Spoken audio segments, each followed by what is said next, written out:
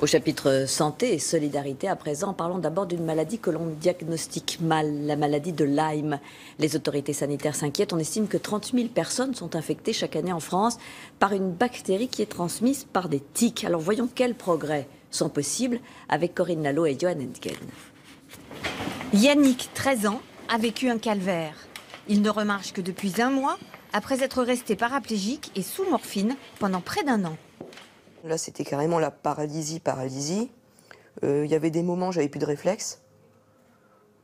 Voilà, je savais plus bouger, même les orteils, je savais plus bouger. J'avais affreusement mal.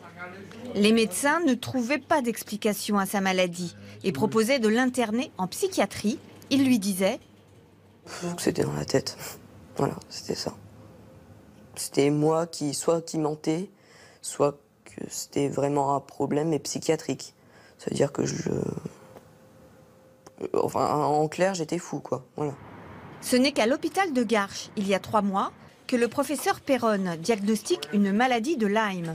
Une maladie transmise par des tiques. Ils mettent immédiatement Yannick sous antibiotiques. Dans le monde entier, il y a un énorme problème de fiabilité des tests diagnostiques de la maladie de Lyme qui ne sont pas bons.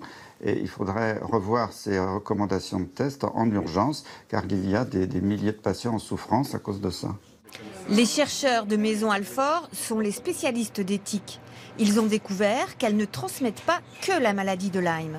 Elles peuvent transmettre beaucoup d'autres agents pathogènes et c'est cela justement qui nous intéresse parce qu'ils sont très peu connus et quasiment pas diagnostiqués, en tout cas chez l'homme.